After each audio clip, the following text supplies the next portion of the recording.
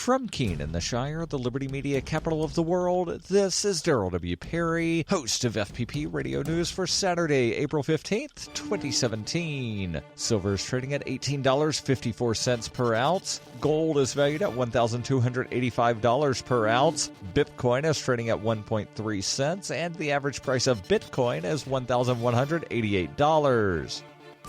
Antiwar.com reports the Pentagon has denied reports from NBC News that the U.S. is planning to potentially attack North Korea even if they become convinced that another nuclear test is about to be carried out. The Pentagon insists no such decision has been made. And while that offers at least a bit of assurance, officials also conceded that the U.S. is in the process of assessing its various military operations against North Korea and declined to say if that included the possibility of attacking North Korea over the nuclear test, meaning that it's not totally ruled out by the denial. Such an attack would be a huge escalation, made doubly worrying because there's actually reason to believe that North Korea is about to conduct another nuclear weapons test. This would be their 6th test, with the previous 5 showing signs of increasing capability. North Korean nuclear tests were previously followed by angry condemnations and threats of more sanctions. That's kept the Korean War, which began in 1950, from ever really ending, as North Korean offers to negotiate a settlement have been spurned by U.S. officials for years. Attacking North Korea outright would be something else entirely, and with a U.S. carrier strike group speeding towards the Korean peninsula, other nations like Russia are expressing growing concern that's a realistic possibility. If it does happen, the consequences would be calamitous. North Korea has been very blunt in their responses to the possibility of a potential attack, insisting they would carry out retaliatory nuclear strikes against U.S. bases in the region, particularly those in South Korea. U.S. officials doubted North Korea's capability of actually carrying out such a move, but the White House would be trying to call a very dangerous bluff by attacking and just betting North Korea doesn't have deliverable nuclear warheads yet. To make matters even worse, North Korea is known to have a massive conventional missile arsenal, which would certainly be in play if the U.S. attacks. Even before North Korea had a nuclear program, that conventional arsenal was widely feared for having the capability of not only inflicting massive damage and casualties on U.S. bases in South Korea, but having the potential to do devastating amounts of damage to densely populated South Korean cities like Seoul. In the meantime, President Trump continues to hype the idea that he can deal with North Korea whenever he chooses, and having condemned the idea of diplomacy out of hand, seems to be squaring up for a military confrontation irrespective of the consequences.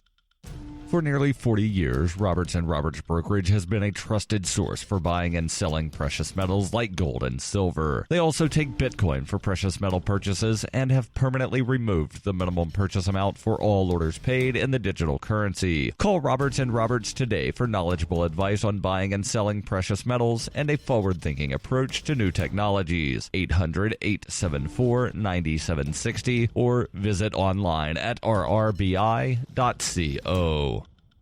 UPI reports President Donald Trump's attempt to block federal funding to so-called sanctuary cities in the United States met with some skepticism in federal court on Friday, indicating that the president may encounter yet more legal trouble getting one of his executive orders into play. U.S. District Judge William H. Orrick in the Northern District of California began hearing arguments in a federal lawsuit aimed at blocking Trump's plan to punish U.S. municipalities that refuse to participate in certain deportation scenarios. The order, which Trump signed 5 days after he took office in January, threatens to cut off some federal funding unless certain cities and counties begin acting on detainer orders from U.S. Immigrations and Customs Enforcement. The city of San Francisco and nearby Santa Clara County filed a lawsuit to block implementation of the president's order nationwide, similar to what multiple jurisdictions have done to Trump's efforts to bar U.S. entry for all refugees worldwide and immigrants from 6 mostly Muslim countries. The city and county argue that they would be harmed by Trump's order, and Orrick agreed.